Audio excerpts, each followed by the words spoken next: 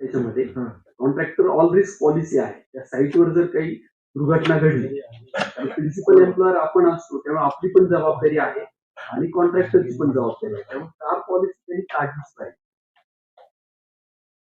हा थोडासा रिपिटेटिव्ह मुद्दा आहे का ते दुर्लक्षित होत आहे, वेळेवर काढली जात नाही.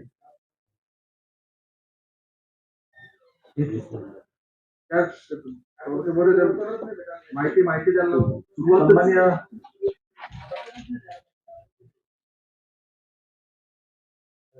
याआधी केलं त्याचं कसं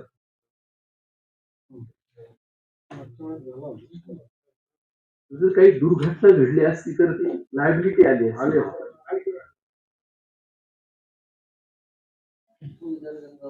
आठवड्याला झाला पाहिजे हा म्हणजे आपल्याला अभ्यास करायला आता एवढा मोठा अभ्यास करायला का आपले 7 दिवसात 3 दिवसात जमणार नाही.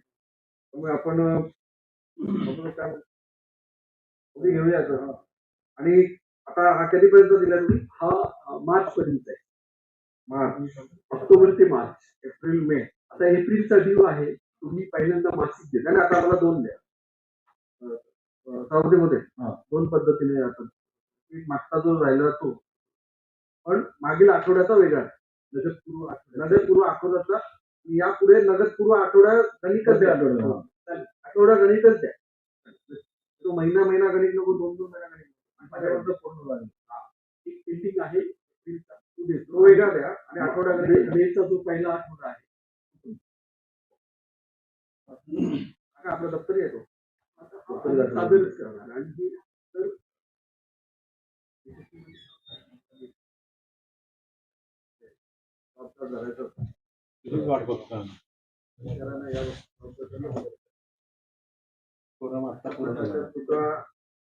वगैरे झालं नाही पाहिजे का या अशा प्रकारचं दुर्लक्ष केलं गेले आपण याच्यापुढे कायदेशीर तरतूद पण चेक केली पाहिजे.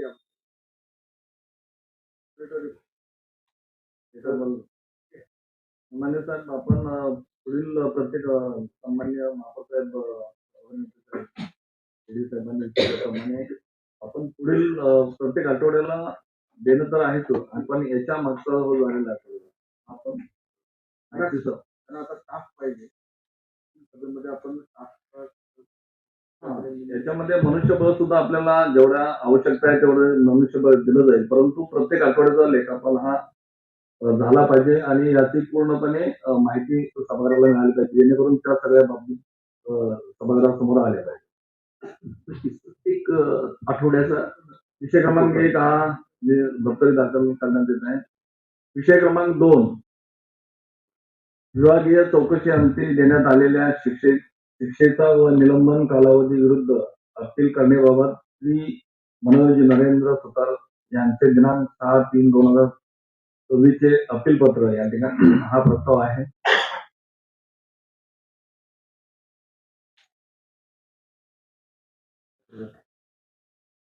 या संदर्भात जरा म्हणताय बोला ना. मनोज नरेंद्र सुतार हा उपलेखापाल आहे. त्याच प्रकरणाच्या माध्यमातून त्या ठिकाणी दयानंद महादेव लेखाधिकारी त्याला सुद्धा त्या ठिकाणी दोषी ठरवण्यात आलं होतं. त्या पद्धतीनं त्या ठिकाणी त्यांचं निलंबन त्या ठिकाणी केलं होतं आणि त्या ठिकाणी चौकशी नेमण्यात आली. त्याच्यानंतर जे उच्च पदस्थ दयानंद कोले आहेत यांना ताबडतोब त्या ठिकाणी निलंबन रद्द करून त्यांना कामावर रुजू करून घेतले. परंतु वरिष्ठ लिपिक म्हणून त्या ठिकाणी जे आहे शेवटी हा जो अभियांत्रिक विभागाच्या घटनांनी केल्यानंतरच त्यांनी त्या वरिष्ठ लिपिकांनी किंवा त्याचा बॉस म्हणून लेखा अधिकारी त्यांनी ते केलेलं आहे. परंतु त्याला एवढी सजा त्या ठिकाणी देण्याचा प्रयत्न झाला. हा कुठेतरी हेती पुरस्कार आहे.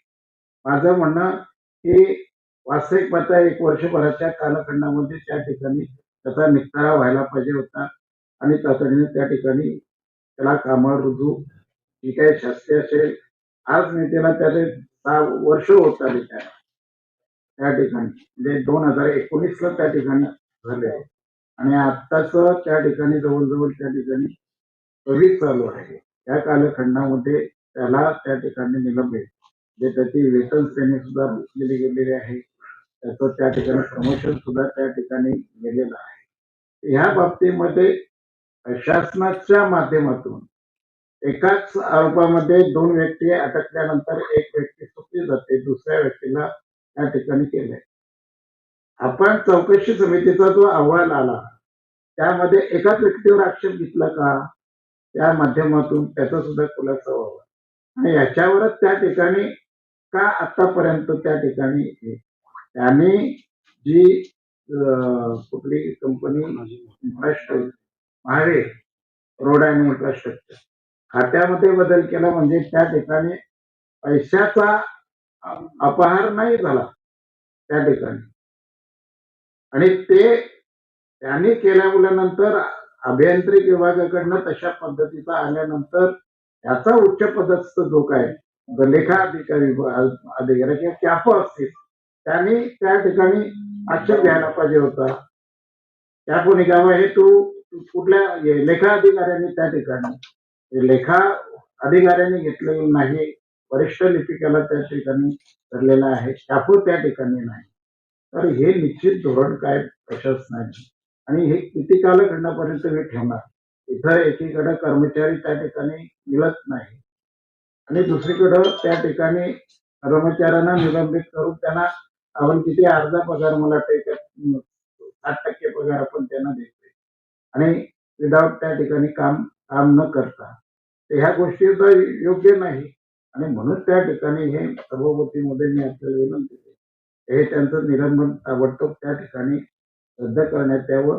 त्यांनी केलेला अपील हे आपण ह्या सभा समितीमध्ये मान्य करण्यात यावं असं मी आपल्याला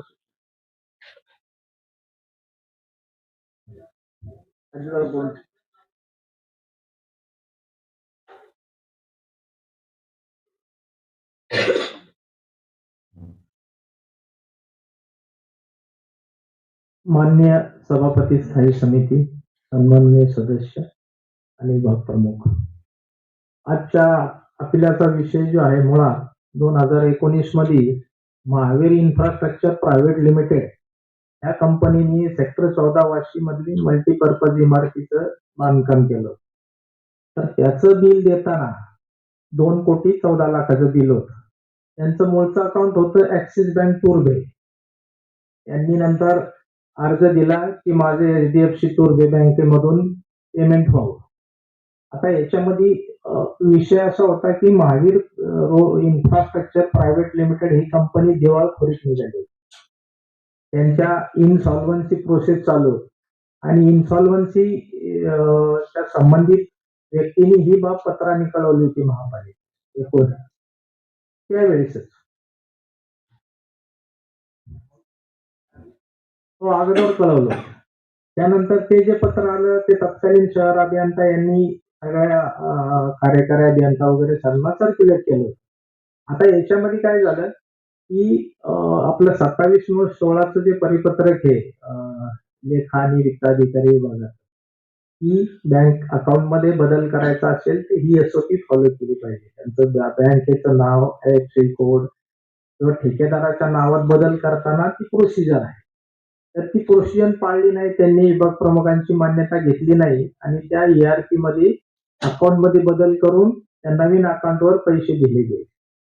मग याच्यामध्ये तत्कालीन आयुक्तांनी सस्पेंड करायचा निर्णय घेतला दोघांनी. दयानंद कोळी तेव्हा अकाउंट ऑफिसर होते आणि हे मनोज सुतार हे वरिष्ठ लिपिक लेखक, दोघांना निलंबित केलं. नंतर मग निलंबन आढावा घेऊन त्यांना सेवेत पुन्हा स्थापित केलं. त्याच्यामध्ये नंतर विभागीय चौकशी ऑक्टोबर 19 मध्ये दोषपत्र दिलं.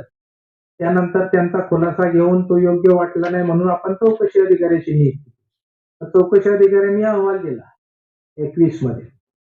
तो अहवालामध्ये त्यांनी कोळींच्या बाबत की कोळी हे इलेक्शन ड्युटीला होते त्या पिरियड मध्ये, त्यामुळे त्यांचा संबंध आलेला नाही म्हणून त्यांना निर्दोष केलं आणि यांना मनोज सुतार यांना सौम्य शिक्षेची शिफारस केली.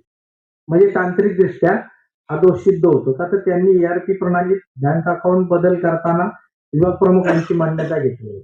विभाग प्रमुख पत्र खाली गेलं होतं ते, म्हणजे पत्र खाली पाठवलं म्हणजे ते मान्य आहे असं नाही, ते तपासून सादर करणे किंवा जी प्रोसिजर आहे. तर त्याच्यानंतर मग त्यांना सेवेत पुनर्स्थापित केलं दोघांनाही. नंतर मग त्यांचा निलंबन काळ, आता दयानंद कोळी हे त्यांचा दोष आढळून आला नाही, त्यांना क्लीन चिट दिली. त्यामुळे निलंबन काळ हा जो त्यांचा कर्तव्य काळ म्हणून गणला गेला. आता यांना सौम्य शिक्षा झाल्यामुळं यांना तत्कालीन आयुक्तांनी यांच्या निलंबन कालावधी फक्त ₹1000 कपात करून निलंबन काळ नियमित करायचा निर्णय घेतला.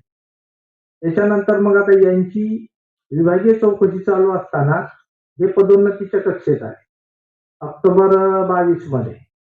तर त्यावेळेस मग यांची विभागीय चौकशी चालू होती. मग पदोन्नती समितीने असा निर्णय घेतला की यांचं प्रकरण शासनाच्या नियमानुसार मोहरबंद पाकिटात ठेवलं. नंतर मग यांचं एप्रिल 23 मध्ये शिक्षेचे दिले, यांच्यावर शिक्षा ठपका ठेवणे ही शिक्षा दिली, ही सौम्य शिक्षा आहे.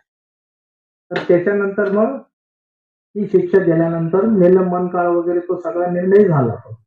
तर त्या शिक्षेविरुद्ध यांनी आता अपील केले. मनाचे शिस्ता अपील नियम जो आहे त्याच्या 19 खाली यांनी अपील केले. तर त्याच्यामध्ये अपील करताना शिस्ता अपील नियमामध्ये जी तरतूद आहे की तुम्हाला शिक्षेचा आदेश मिळाल्यापासून 45 दिवसात अपील दाखल करायचे. यांना शिक्षा आदेश दिले एप्रिल 23 मध्ये, यांनी अपील केले मार्च 26 मध्ये, म्हणजे जवळजवळ 3 वर्षांनंतर हे अपील दाखल आहे. त्यामुळे अपील विहित मुदतीत नाही, हा मूळ आहे. त्यानंतर महापालिका अधिनियम 56(4) मध्ये अपिलाची तरतूद आहे. स्टँडिंग कमिटी अपिलेट अथॉरिटी आहे.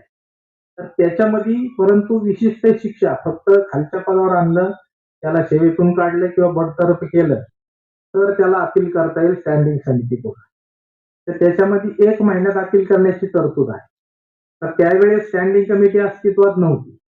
मग त्यांनी या 56(4) खाली येत नाही म्हणून 19 खाली अपील केले, परंतु ते 45 दिवसात केलेलं नाही. 56(4).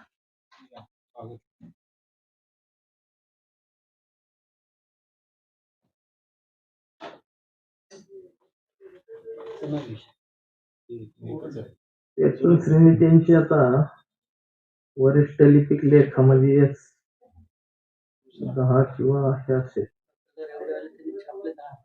खाली आहे वरिष्ठ लिपिक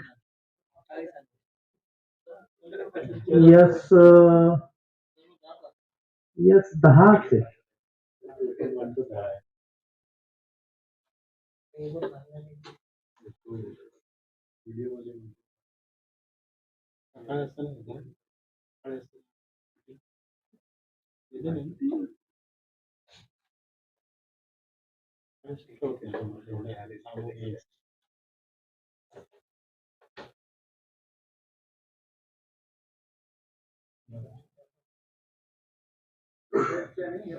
तो मुख्य लेखा अधिकाऱ्यालाच केला असेल ना, ठेकेदारांनी.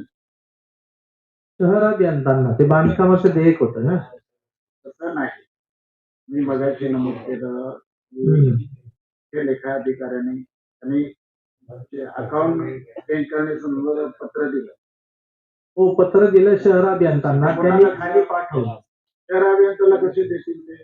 हो, ते लेखा अधिकाऱ्याशी संबंध नाही, बांधकामाचं देयक होतं ना. शहर अभियंत्याच्या विभागामार्फत त्यांनी त्या ठिकाणी त्याच वेळी लेखा विभागाच्याकडे जाऊन लेखा अधिकाऱ्यांनी त्या ठिकाणी उत्तर द्यायला पाहिजे होतं.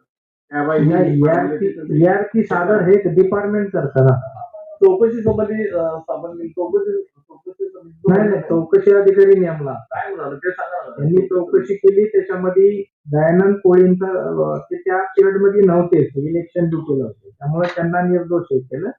आणि यांना तांत्रिकदृष्ट्या दोष यांचा सिद्ध होतो का तर यांनी 27/16 जे परिपत्रक आहे लेखायुक्त विभागाचं, की त्याच्यामध्ये तुम्ही देश सादर करताना काय काय गोष्टी विचारात घ्यायच्या, ते फॉलो केलं नाही. त्याच्यामध्ये आहे कस्टमर मास्टर मध्ये या गोष्टी, beneficiary address, beneficiary code, beneficiary name, bank name, beneficiary account type, account bank, IFSC code, account number, PAN card, sale tax number. त्यांनी काय म्हटलंय, जर माहिती कस्टमर मध्ये नोंदवताना कस्टमर मास्टर मध्ये नोंदवण्यात सर्व माहिती अचूक अशी खात्री करावी. ठेकेदाराच्या तो पुरवठादाराचे देयक अदायगी सादर करताना वरील 1 ते 8 चा तपशील नक्कीमध्ये असणे अनिवार्य आहे, जेणेकरून अदायगी करताना माहिती पडताळून पाहता येईल. माहिती नोंदवताना एकाच ठेकेदाराचे पुरवठादारांचे लाभार्थ्याचे नाव दुहेरी नोंदले जाणार नाही याची दक्षता घ्यावी. या ठेकेदाराचे पुरवठादाराचे देयक अदायगीसाठी सादर करायचे आहे त्याचे अचूक तपशील नोंदवण्यात यावे.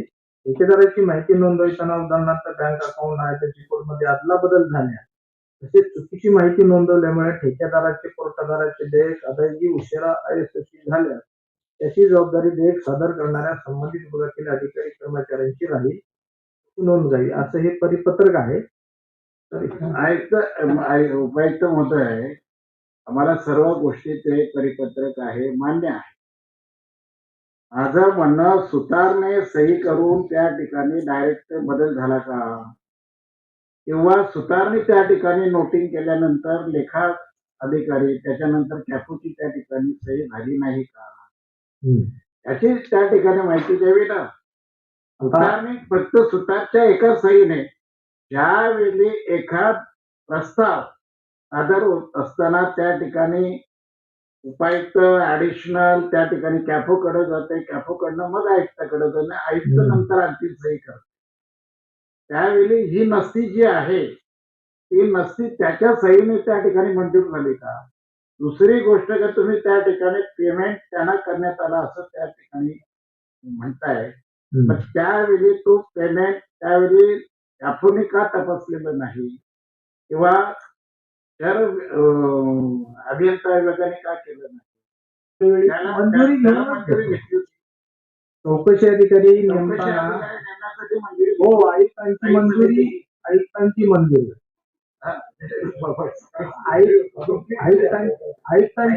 घेऊन सगळी कार्यवाही झालेली आहे. सभापतीमध्ये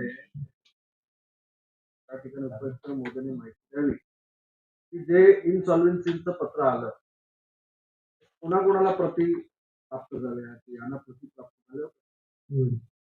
हो, शहर अभियंत्यांनी मार्क करून खाली पाठवलं. सगळ्या कार्यकारी अभियंत्यांना पण सर्क्युलेट केले त्या विभागाने. कॉपी आम्हाला भेटा.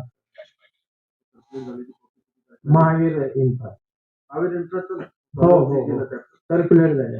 आता 22/4चं पत्र, 19चं पत्र आहे आणि अकाउंट किती तारखेला चेंज केलं, मे मध्ये झालेले प्रोसेस. यांना त्यांचा रिसिव्ह असेलच ना, एका विभागाचा रिसिव्ह असेल. प्रचलित पायंडा काय, प्रचलित पायंडा म्हणजे ते म्हणतात स्वतः. आता जे परिपत्रक आहे ते रेकॉर्डवर आहे आपल्या. नॉर्मल यांनी सन्माननीय सभापतीमध्ये संपूर्ण माहिती आम्हाला त्या ठिकाणी आणि परिपूर्ण त्या ठिकाणी अभ्यास एकाच कर्मचाऱ्यावर त्या ठिकाणी अन्याय होत असेल तर आम्ही लोकप्रतिनिधी म्हणून निवडून आलेलो आहोत. त्यावेळी त्याला न्याय देण्याचं काम म्हणून त्यांनी आपल्याकडे अपील केलेलं आहे. पुढील सगळ्यापर्यंत अभ्यास करण्यासाठी हा स्थगित ठेवा. सन्मान्य सर्व सदस्य, विषय क्रमांक 2 जो आहे तो एका कर्मचाऱ्याच्या बाबतीमध्ये श्री मनोज सुतार यांचा आलेला असताना या ठिकाणी कुणी हेतू पुरस्कृत करतोय की त्या कर्मचाऱ्यावरती अन्याय होतोय ते आपण पाहण्याकरता आपण हा पुढच्या सभेपर्यंत हा विषय आपण स्थगित करत आहे. विषय क्रमांक 3, रुपये 5 लाखापेक्षा जास्त परंतु 25 लाखापेक्षा कमी खर्चाच्या कामासंबंधी केलेल्या कराराबाबत हा मंजूर करून दप्तरी दाखल करण्यासंदर्भात आहे. नाही आहे विषय पुकारतो.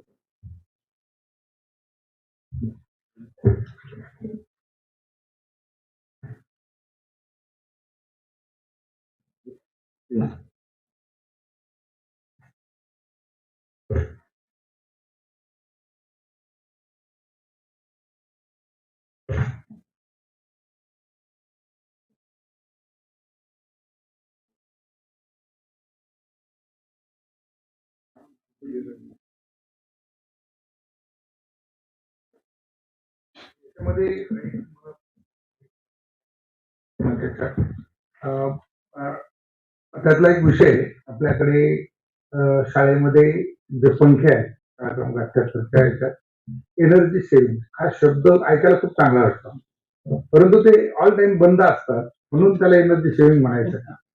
तर ते जे आहे तर ते आता अशा कडाक्याच्या ह्या उन्हामध्ये मला खूप त्रास होतो आणि ते रिपेअर होत नाही. त्याच्या आतमध्ये एक चिप्स असते आणि तिला स्कॅनर लावून चेक करावं लागतं आणि ते कुठंच होत नाहीये. त्यामुळे हे करू नये आणि ते पंखे काढून आपले ऑर्डिनरी पंखे ठेवावे. आता याच्यामध्ये त्याला गॅरंटी वर रिन्यू करायला तोपर्यंत उन्हाळ्यात काय करणार ते मुलं, तोपर्यंत ते जे आहे तर ते पंखे जेवढे आहेत तर त्या संदर्भात आता छोट्या छोट्या कामामध्ये काम छोटं असतं ते बदलताना आणि नंतर मग आपल्याला वाटतं की एनर्जी सेव्हिंग आहे, परंतु ते काही सेव्हिंग वगैरे काही नाही, ते काय बंद असतात ते. विषय क्रमांक 3 हा सन्माननीय महापौर सुधाकर सोनवणे साहेबांनी सूचना दिलेल्या सूचनेसह दप्तरी दाखल करण्यात येत आहे. विषय क्रमांक 4 सुरभे येथील घनकचरा प्रक्रिया प्रकल्पाचे दैनंदिन देखभाल व दुरुस्ती करणे या कामाच्या कार्यादेशातील दुसऱ्या वर्षांतर्गत वाढीव घनकचऱ्याबाबत प्रवासिक कॉन्ट्रॅक्टाबाबत हा प्रस्ताव आहे. विषय क्रमांक 4 ने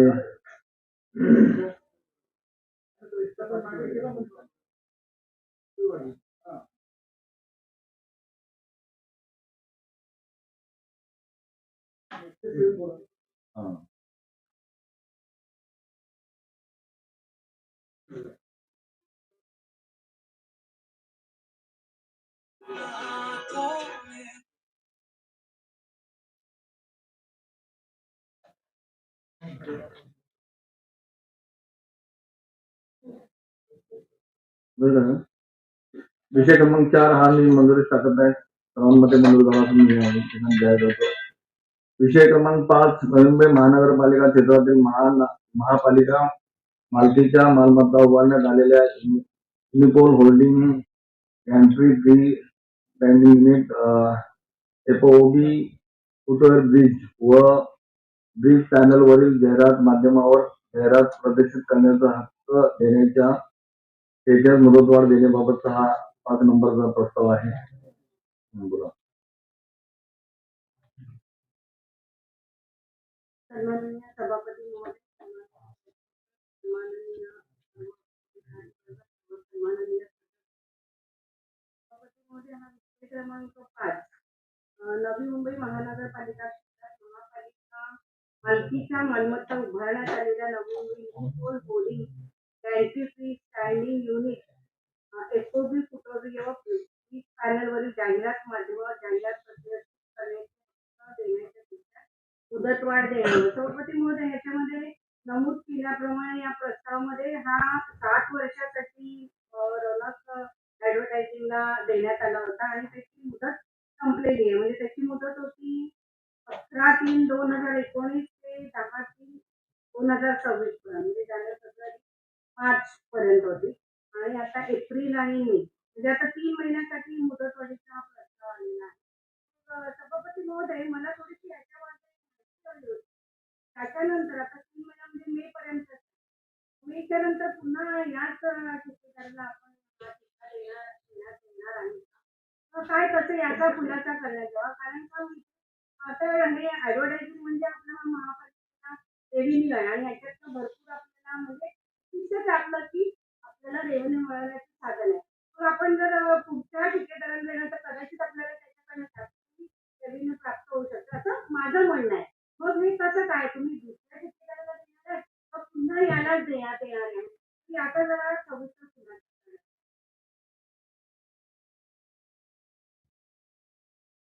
सन्माननीय सभापती व सर्व सदस्य, सन्माननीय सदस्य, आपण प्रश्न विचारला त्या संदर्भात पहिली गोष्ट की त्याची मुदत जी आहे ती आता संपलेली आहे. फक्त आपण 3 महिन्यासाठी 10 जून पर्यंत आपण वाढवतोय.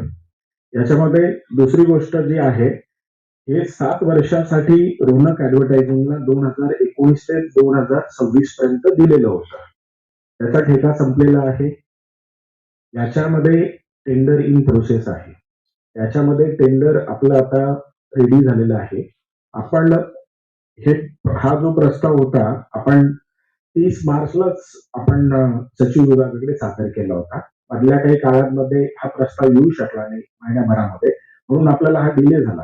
नाहीतर ही आपली झाल्यानंतर मान्यता मिळाल्यानंतर महासभेत गेल्यानंतर मग तो टेंडर आपण लगेच दुसऱ्या दिवशी फ्लोट करू शकतो.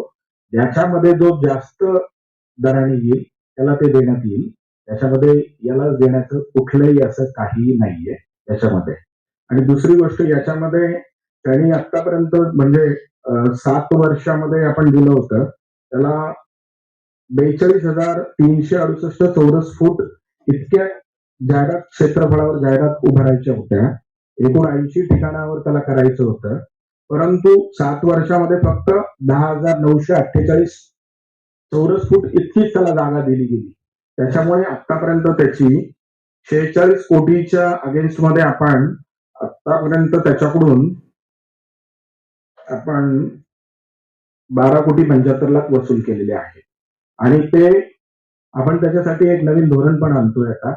ज्यावेळेस आपण माननीय सभागृह नेते आणि आपण ज्यावेळेस सर्वजण ठरवा त्यावेळेस आपण त्याचं धोरण पण आणणार आहोत.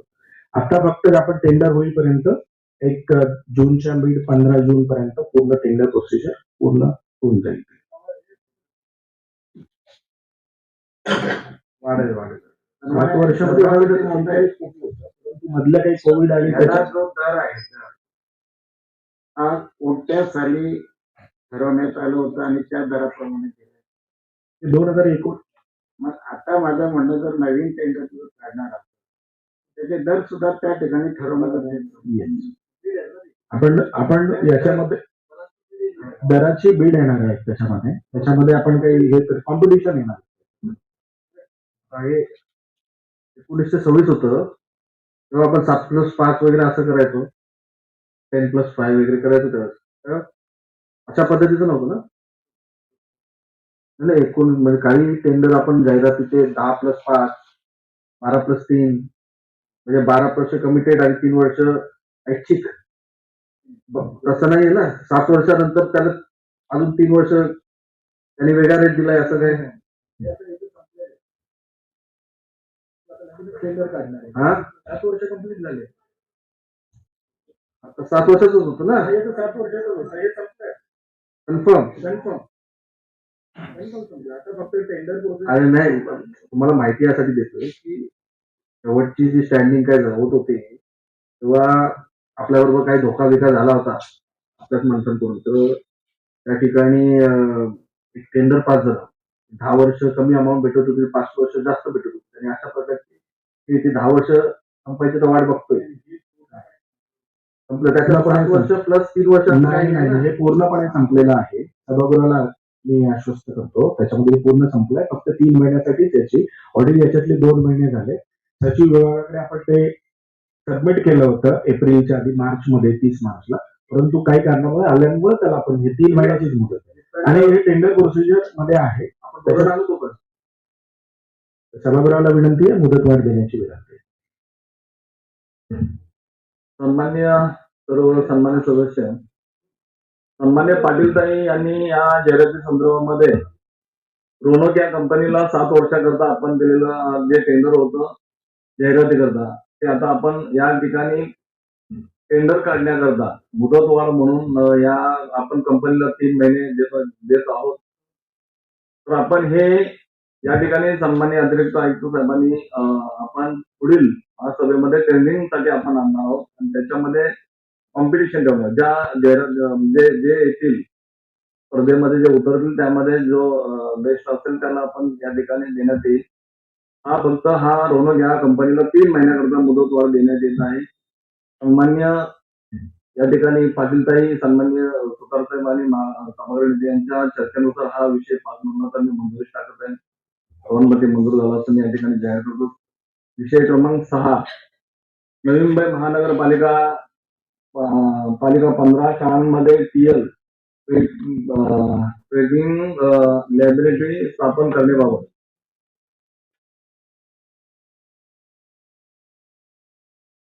बोला ना.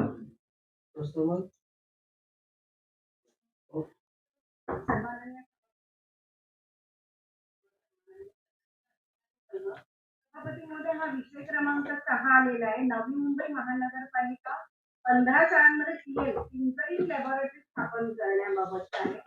माननीय सभापती महोदय, याच्यामध्ये प्रस्तावामध्ये 15 शाळांचा उल्लेख केलेला आहे. जवळजवळ हा मला वाटतं 1.5 कोटीचा प्रस्ताव आहे. म्हणजे असं एका शाळेला 10 लाख रुपये आपण खर्च करणार आहोत. त्या 15 शाळा कोणत्या असणार आहे आणि टिंकरिंग लॅबोरेटरी याच्याबद्दल जर का खुलासा करायचा.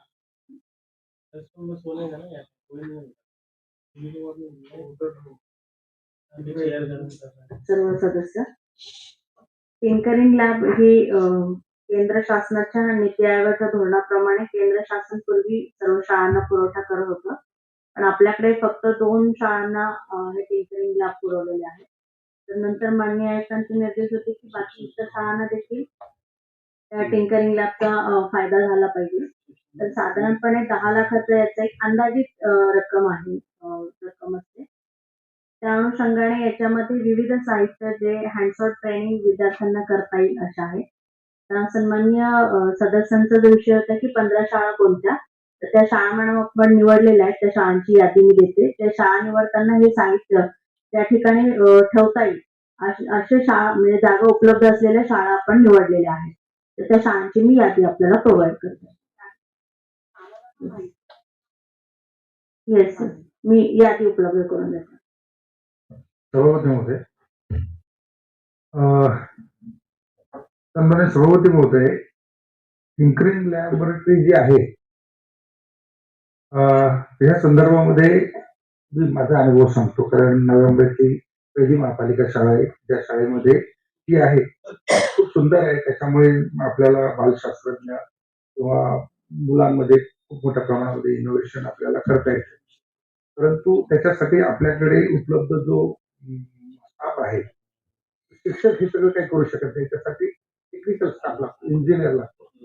आणि ते आपल्याला केंद्र सरकारकडनं मिळालं होतं.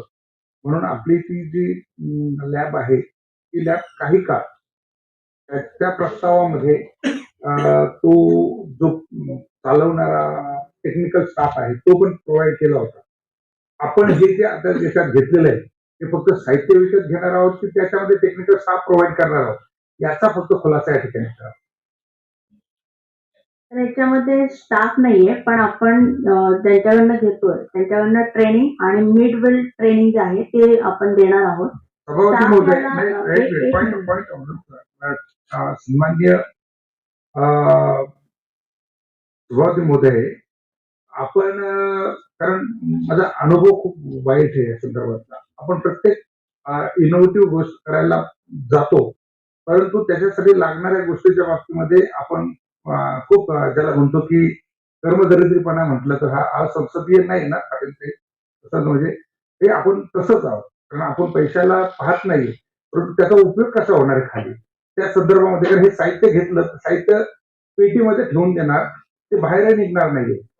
हा, हे जे आहे तर त्याचा फायदा होणार असेल, कारण त्या केंद्रामध्ये आपण त्याच्यात तसा उल्लेख करावा की हे साहित्य पुरवठा आणि पुरवठ्याबरोबर आठवड्यातले किमान 3 दिवस त्या ठिकाणी त्याचा जो, कारण पैसे द्यायचेत आम्हाला, मग आम्ही विकत घ्यायचे पैसे द्यायचे तर मग चालवायचे पैसे का द्यायचे नाही, त्यामध्ये थोडे पैसे वाढतीलच ना. पण तो त्याचा टेक्निकल पर्सन जो आहे, त्याला जो सॉफ्टवेअर इंजिनियर जो आहे तो त्या ठिकाणी लागणार आहे. त्याचा हार्डवेअरचा माणूस तो लागणार आहे. त्याच्यामध्ये आपल्याकडे 3D प्रिंटर्स असणार आहे. त्याच्यामध्ये इलेक्ट्रॉनिक्सचे बरेचसे साहित्य त्याच्यामध्ये असतात. प्रोजेक्ट असतात. हे सगळं पाहणीसाठी, नाही तर आपण एका गठ्ठ्यात टाकलं की ते महिन्याभरामध्ये स्क्रॅप होऊन जाईल त्याचं. तर त्यामुळे तो एक त्याच्यामध्ये बेकार स्मार्ट क्लास नाही.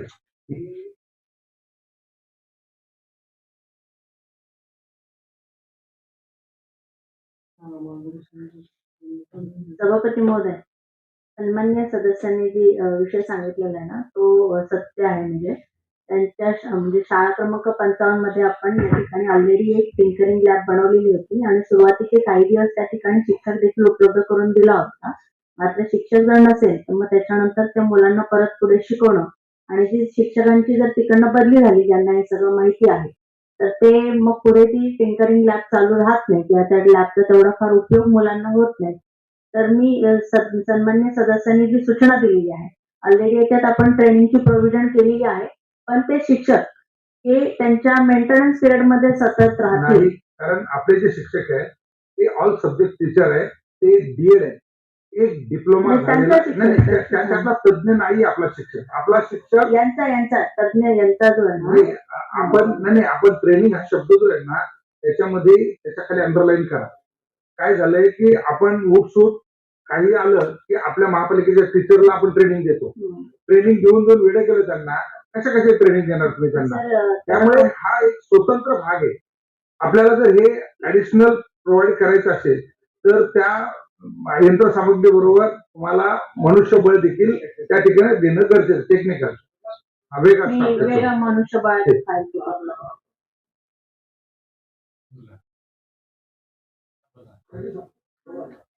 सन्माननीय सभापती महोदय, सर्व सदस्य, सरांनी जसा तो विषय मांडला आता की आपण आधी स्टाफची अरेंजमेंट करावी आणि मग तो हा परचेस करावा. कारण आपण आता जसं आरोग्य समिती स्ट्रगल करते की आपण साहित्य घेतलंय आणि चालवण्यासाठी आपल्याकडे लेबर नाहीये त्यासाठी, तर तशी परिस्थिती होऊ नये यासाठी हा प्रस्ताव आपण सोबतच आणावा किंवा मग ते आधी स्टाफ आधी घेऊन मग हे साहित्य परचेस करावं.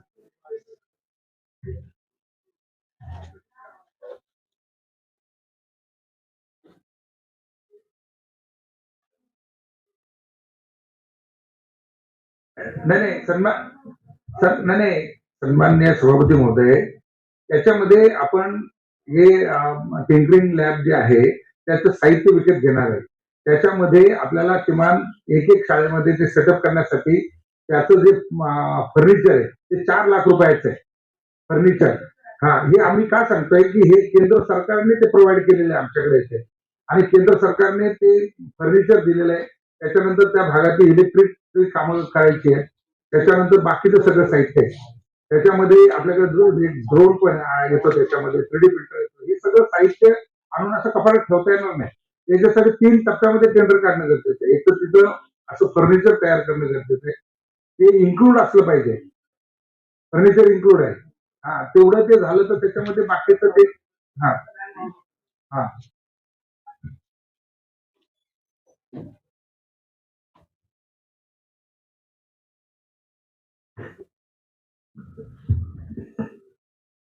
विषय क्रमांक 6 या ठिकाणी टिंकरिंग लॅबच्या संदर्भामध्ये सन्माननीय महापौर साहेब करोडे साहेबांनी जी सूचना केलेली आहे त्या संदर्भामध्ये ही लॅब अतिशय चांगल्या पद्धतीने या ठिकाणी या 15 शाळांमध्ये होणार आहे. परंतु या संदर्भामध्ये हे होत असताना या ठिकाणी मनुष्यबळ देखील त्यांचं सेपरेट वेगळं असणं गरजेचं आहे. कारण हे त्या ठिकाणी याचं पूर्णपणे माहिती आणि सर्व गोष्टी करण्याकरता मनुष्यबळ पाहिजे. तेव्हा हा स्टाफ वेगळा त्यासोबत करण्यात यावा. हा विषय 6 नंबरचा मी मंजुरी टाकत सर्वांमध्ये मंजूर झाला जाहीर करतो. विषय क्रमांक 7 घनसोली विभागातील प्रभाग क्रमांक 29 प्रगती येथील सिद्धिविनायक अपार्टमेंटमध्ये समोरील रस्त्याचे DWT पद्धतीने सुधारणा करण्याबाबत. विषय क्रमांक 7 हा या ठिकाणी मी मंजुरी टाकत सर्वांमध्ये मंजूर झाला असं जाहीर करतो. विषय क्रमांक 8 पूर्वे चेपनभूमी येथील CND वेस्ट प्रक्रिया प्रकल्पाची CND वेस्ट मॅनेजमेंट रुले 2016 नुसार देखभाल व दुरुस्त करण्यावर 3 वर्ष मुदतवाढ देण्याबाबत हा आलेला आहे. विषय क्रमांक 8 हा मी या ठिकाणी मंजुरी टाकत सर्वांमध्ये मंजूर झाला असं जाहीर करतो. विषय क्रमांक 9 कोपरखानी विभागातील प्रभाग क्रमांक 40 मधील सेक्टर 19C विस्तारित कोपरखानी गावठाण व 3 टाकी ते जिगणी टावर येथील रस्त्याची DWT सुधारणा करण्यासंदर्भात आलेला आहे. विषय क्रमांक 9 हा मी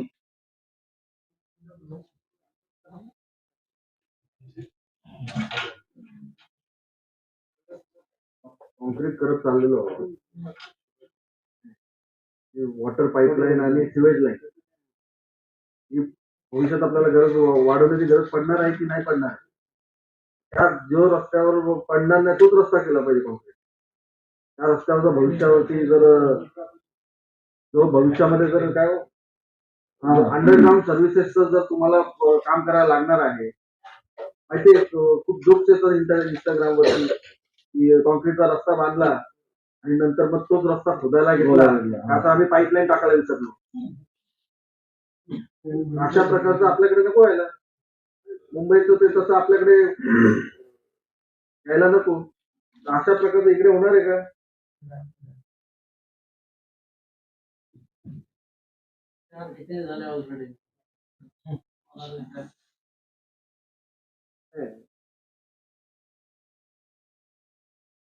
रस्ता तर चेक केलं पाहिजे की नाही?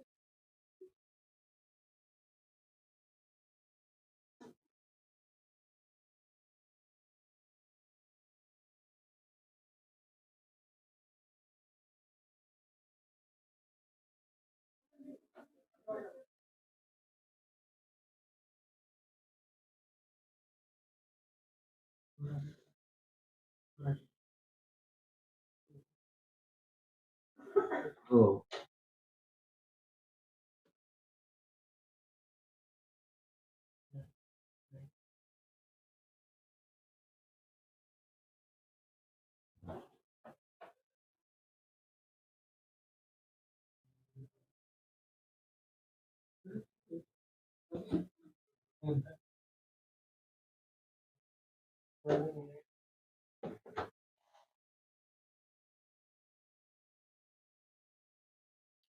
सभापती महोदय, शिंदे साहेबांना मागील आठवड्यात मी भेटलो.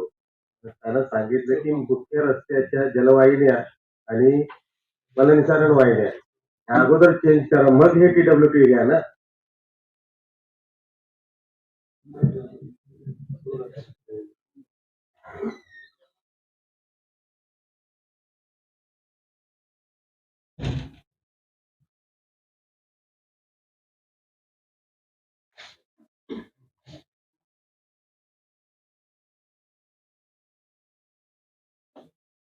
सन्मान्य सभापती, सन्मान्य सर्व सदस्य, कोपरखेरणा विभाग किंवा इतर सर्व विभागामध्ये आपण ज्या पाणी पुरवठा आणि मलनिस्सारण वाहिन्या आहेत त्याच्यासाठी आपण पुढची भविष्याची लोकसंख्येचा विचार करून त्याचा मास्टर प्लॅन आपण करतोय की आता तर कुठल्या साईजची पाईपलाईन अल्टिमेट जे येणार आहे आपली लोकसंख्या त्याच्यासाठी काय लागणार आहे त्याचा आपण मास्टर प्लॅन करून मग त्यानुसार जे मोठ्या साईजचे त्याचा आपल्याला व्यवस्थित करावं लागणार आहे. आता उपकेंद्रामध्ये आपण सगळ्या लाईनी बदलतो. आपल्या खंडनियम अंतर्गत ती मोठ्या वासाची करतोय. खंडनियमच्या मोठ्या व्यासाची करायला लागेल ना आता. त्यानंतर मग खंडनियम मधून केली थोडी चालणार आहे. तुम्हाला मेन लाईन पण करायला लागणार ना. कोपरखेरणा विभागामध्ये आपण म्हणताय तसं सगळ्यात रस्त्यामधल्या मोठ्या कराव्या लागतील कारण तिथं तेही वाढलेले घराची संख्या आणि लोकसंख्या वाढलेली आहे हे तर वाढलेली तर आहे तिथं त्यामुळं सर्व विभागासाठी जसं आता आपण तिथल्या टाक्या बांधतोय तिथल्या मोठ्या आकाराच्या तसं त्या सर्व म्हणजे सर्व महिन्या पाण्याच्या लाईन त्याचं साईज आपण हायड्रॉलिक डिझाईन करून त्यानुसार जो कॉन्क्रीट केला जायचं ना.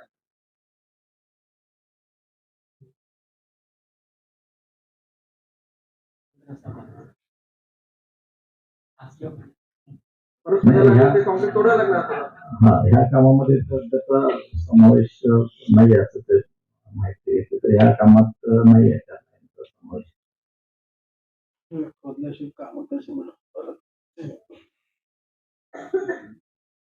सन्माननीय सभापती महोदय, हा फक्त कोपरखेरणा विभागापुरती मर्यादित नाहीये. हा सर्व जिथे जिथे LIG MIG आहे त्या सर्व सेक्टरचा प्रश्न आहे.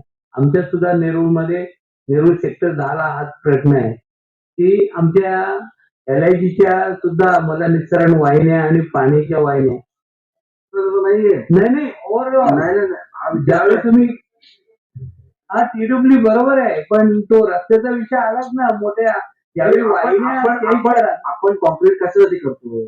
आपण कॉन्क्रीट यासाठी करतो की त्याची लाईफ त्याची जास्त असली पाहिजे. बरोबर आहे. जर तुम्ही 2 वर्षानंतर तोडणार असेल तर मग त्याचा फायदा काय मग कॉन्क्रीट करून.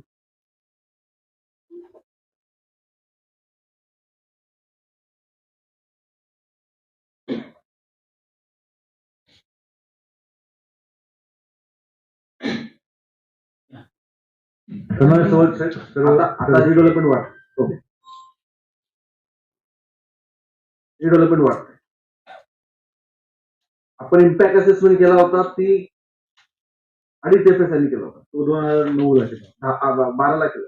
9 ते 12 जणांमध्ये तेव्हा तो 2.5 FSI केला. आता 4 FSI त्या ठिकाणी, काही ठिकाणी आता अधिक वाढून 6 FSI त्या ठिकाणी केलं. तर FSI वाढणार, पॉप्युलेशन वाढणार, त्याला आपला पाईपलाईन योग्य आहे, Sewerage योग्य आहे. कॉन्क्रीट करायचं आणि पुन्हा तोडायचं अशा पद्धतीला आपल्याला जावं लागणार का? सर्व सदस्य हा जो विषय आहे की सिवरेज लाईन किंवा वॉटर सप्लायचा, सिवरेजचं शिंदे साहेबांनी सांगितलं त्यांनी मास्टर प्लॅन बनवून घेतलेला आहे आणि वॉटर सप्लाय मध्ये पण आता बेलापूर रोड त्यांनी 24/7 सर्व म्हणजे जवळपास संपर्क होता. आता जर 24/7 सगळीकडे करत असेल तर त्याचा पण एक मास्टर प्लॅन तयार करायला लागेल आणि फक्त आपण मग काय करू, याच्यामध्ये गावठाण क्षेत्रामध्ये PWD किंवा कॉन्क्रीट रस्ते घेऊ आणि गावठाण सोडून इतर ठिकाणी जिथं सिडकोच्या वस्त्या आहेत किंवा इतर मोठे रस्ते असतील या ठिकाणी आपण मास्टर प्लॅन बनल्यानंतर यापुढे कॉन्क्रीट किंवा PWD रस्त्याचे आपण प्रस्ताव आणू.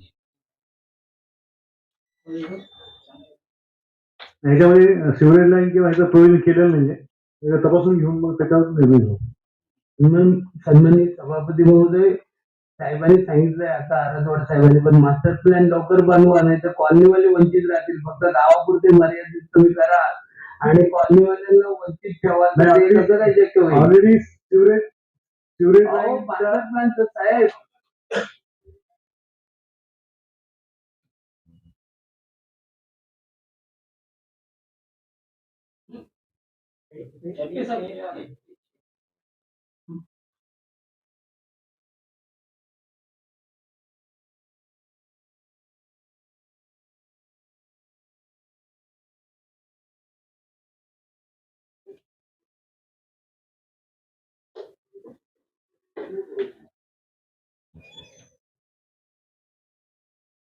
सन्मान्य सर्व सदस्य, 9 नंबरचा हा विषय जो आलेला आहे, या ठिकाणी यामध्ये कुठल्याही प्रकारे सिवरेज लाईन किंवा वॉटर लाईन जर आपण या ठिकाणी घेतली नसेल तर ती चेक करावी आणि त्यामध्ये जर अडथळा येत असेल किंवा ते परत खोदण्यासाठी या ठिकाणी जर लागणार असेल तर या सर्व बाबीची तपासणी करून हा विषय या ठिकाणी मी मंजुरीस टाकत आहे. सर्वांमध्ये मंजूर झाला असं मी या ठिकाणी जाहीर करतो.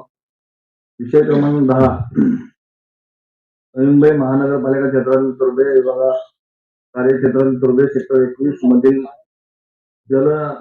जलनिसारण केंद्र चालवणे, देखभाल, दुरुस्ती समावेशक कामे करणे पंचवार्षिक कंत्राट संदर्भात मंजुरीस आलेला आहे. हा विषय मी आपल्यास मंजुरीस टाकत आहे. सर्वांमध्ये मंजूर झाला असं जाहीर करतो. विषय क्रमांक 11, मोरबे धरण प्रकल्पांतर्गत विस्थापित झालेल्या मोरबे गावासाठी मुख्य जलवाहिनी टाकण्याबाबतचा हा प्रस्ताव आहे. या संदर्भात कोणाला बोलायचं असेल हा विषय या ठिकाणी 11 नंबरचा मंजुरीस टाकत आहे. सर्वांमध्ये मंजूर झाला असं जाहीर करतो. विषय क्रमांक 12, नवी मुंबई महानगरपालिका क्षेत्रातील पाणी पुरवठा करणाऱ्या शीळ MBR येथील संरक्षण भिंतीची सुधारणा करणे व विजी रूम बांधणे या संदर्भातचा हा प्रस्ताव आलेला आहे. 12 नंबर. मी हा प्रस्ताव मंजुरीस टाकत आहे. सर्वांमध्ये मंजूर झाला असं जाहीर करतो. विषय क्रमांक 13, तुर्भे विभागातील अन्नपूर्णा चौक ते मयुरेश हॉस्पिटल पर्यंत RCC नाला बांधणीबाबतचा विषय क्रमांक 13 हा मी या ठिकाणी मंजुरीस टाकत आहे. सर्वांमध्ये मंजूर झाला असं जाहीर करतो. विषय क्रमांक 14, बेलापूर विभागातील नेरूळ सेक्टर 25 LNT ब्रिज खाली संरक्षण भिंतीची सुधारणा करण्याबाबतचा आहे. हा विषय मी या ठिकाणी मंजुरीस टाकत आहे. सर्वांमध्ये मंजूर झाला असं जाहीर करतो. विषय क्रमांक 15, बेलापूर विभागातील अग्रोली गाव सेक्टर 30-31 येथील नवी मुंबई महानगरपालिका शाळा सेंटर ते भूमिराज हिल पर्यंत फुटपाथ बनवणे हा विषय या ठिकाणी आलेला आहे. हा विषय मी या ठिकाणी मंजुरीस टाकत आहे. सर्वांमध्ये मंजूर झाला असं जाहीर करतो. विषय क्रमांक 16, कोपरखंड विभागातील प्रभाग क्रमांक 38 सेक्टर 2 येथील सेलिब्रेशन सोसायटी ते फेमिस्ट प्लाझा पर्यंत गटार व पथपथी सुधारणा करण्याबाबत विषय क्रमांक 16 या ठिकाणी मी मंजुरीस टाकत आहे. सर्वांमध्ये मंजूर झाला असं जाहीर करतो. विषय क्रमांक 17, वाशी सेक्टर 16 येथील सी विभाग कार्यालय वाशी बहुउद्देशीय इमारत या इमारती मधील 7वा ते 10वा मजल्यावर स्थापत्य विषयक कामे करण्याबाबतचा हा प्रस्ताव आहे. या विषयावरती कोणाला बोलायचं असेल तर बोलू शकता. विषय क्रमांक 17 हा मी मंजुरी टाकत सर्वांमध्ये मंजूर झाला जाहीर करतो. विषय क्रमांक 18 कोपरखैरणे विभागातील सेक्टर 8 येथील रापनाईक शाळेच्या पाठीमागील गटारावर पथपथी सुधारणा करणे हा विषय मी या ठिकाणी मंजुरी टाकतो सर्वांमध्ये मंजूर झाला जाहीर करतो. विषय क्रमांक 19 नेरूळ विभागातील सेक्टर 19 येथील कल्पना चावला उद्यान हिरवळ व योग्यवंत झुडपे लागवड करण्याबाबतचा आहे. विषय क्रमांक 19 मी या ठिकाणी मंजुरी टाकत आहे सर्वांमध्ये मंजूर झाला जाहीर करतो. विषय क्रमांक 20 नवी मुंबई मनपातील बालवाडीच्या विद्यार्थ्यांना मूलभूत शिक्षण आणि लेखन साहित्य पुरवण्याबाबत वित्तीय मंजुरी देण्याबाबतचा हा प्रस्ताव आहे. विषय क्रमांक 20 हा मी या ठिकाणी मंजुरी टाकत सर्वांमध्ये मंजूर झाला जाहीर करतो. विषय क्रमांक 21 नवी मुंबई महानगरपालिका कार्यक्षेत्रातील विभागाने या पारंपरिक स्मशानभूमीचे तो स्थगित ठेवलेला आपण जो विषय होता तो या ठिकाणी पुन्हा आपण पटलावरती घेतलेला आहे.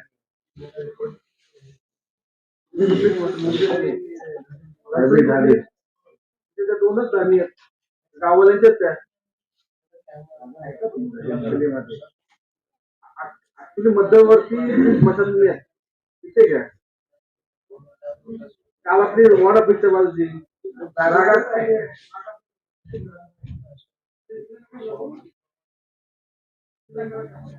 ठीक आहे. नजून मोठी आहे तिकडे जाते तिकडे शिफ्ट करू तिकडे शिफ्ट दोन तुर्ब्यातले सेक्टर 19 तुर्ब्याला ऑलरेडी घ्यायचं आहे करणार आहे तुर्ब्याला नाही तुर्ब्याला एक गॅसची आहे. हा मग मोठी आहे ती म्हणून घेतली मोठी आहे म्हणून तिथे घेतलं होतं.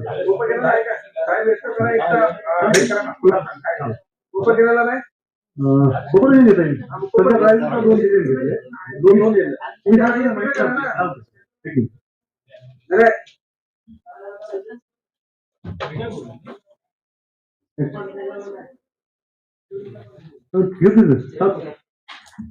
सर्व सर्व सदस्य तर हे हा जो प्रस्ताव आणलेला आहे हा एकतर एनटीएफ म्हणजे 15 वित्त आयोगामधलं सेंट्रल गव्हर्नमेंटकडनं 100% अनुदान आहे. आणि ह्याच्यामध्ये दोन गोष्टी आहेत. एक म्हणजे प्रदूषण कमी होणे आणि परत हायकोर्टाचे काही निर्देश आहेत आणि एनटीएफ मध्ये त्यांचं कंपल्शन आहे की स्मशानभूमी सीएनजी वर किंवा अशा हायब्रिड किंवा इलेक्ट्रिकल करा. इलेक्ट्रिकल आपण एक केली होती करामध्ये. तिथं आता आपल्या हिंदू धर्मामध्ये कसं आहे की लोकांची मानसिकता नाही की आपण इलेक्ट्रिक मध्ये किंवा सीएनजी जाऊ म्हणून. एक सीएनजी आपण पूर्ण सीएनजी पण आपण तुर्ब्याला केलेली मागच्या तर तिथे साधारणतः व्यवहारच मोटरसायकल सोडले तर बाकी कोणी जात नाही. म्हणून हा थोडा वेगळा पर्याय आणला की ह्याच्यामध्ये कसं आहे की ही बंदिस्त असणार आहे. त्याच्यामध्ये नॉर्मली एक मृतदेह दहन करायला 450 ते 400 किलो लाकूड लागतो. हे जर केली तर ह्याच्यात 1/4 लागतं म्हणजे 100-125 किलो मध्ये होईल. ह्याच्यात दोन्ही ऑप्शन आहेत. ह्याच्यात गॅस पण पूर्ण गॅसवर पण करू शकतो किंवा पूर्ण लाकडावर पण करू शकतो. तर म्हणजे तो दोन्ही ऑप्शन आहे या स्मशानभूमीमध्ये. आणि आपण जे ठिकाणं जे बदलायचे आपण आता ह्याच्यामध्ये यावर्षी अजून पुढच्या 2 वर्षात पैसे शिल्लक येणार त्याच्या अजून 6 ठिकाणी आपल्याला करायचे. तर त्याच्यामुळे आपण मध्यवर्ती ज्या स्मशानभूमी असतील त्या प्रत्येक ठिकाणी एक आपण करण्याचा प्रस्ताव. विषय क्रमांक 21 जो आहे तो या ठिकाणी गेल्या मीटिंग मध्ये आपण स्थगित केलं होतं परंतु आज पूर्ण सविस्तर माहितीसह या ठिकाणी आपल्या सर्व सदस्यांना सन्माननीय शहर अभियंत्यांनी दिलेले या सर्व माहितीसह विषय क्रमांक 21 मी मंजुरी टाकत आहे. सर्वांमध्ये मंजूर झाला तुम्ही जाहीर करतो. विषय क्रमांक 22 नवी मुंबई शाळांकरता शिक्षण वार्षिक वर्ष 2026-27 या 1 वर्षासाठी नवी मुंबई महापालिका बालवाडी प्राथमिक माध्यमिक शाळेतील विद्यार्थ्यांना शालेय गणवेश उपलब्ध करून देण्याकरता मागील वर्षाचे कंत्राटदार मफतलाल इंडस्ट्रीज लिमिटेड यांना मुदतवाढ देण्याकरता मान्यताबाबतचा हा विषय आलेला आहे. विषय क्रमांक 22 या ठिकाणी मंजुरी टाकत सर्वांमध्ये मंजूर झाला तुम्ही जाहीर करतो. फक्त आमची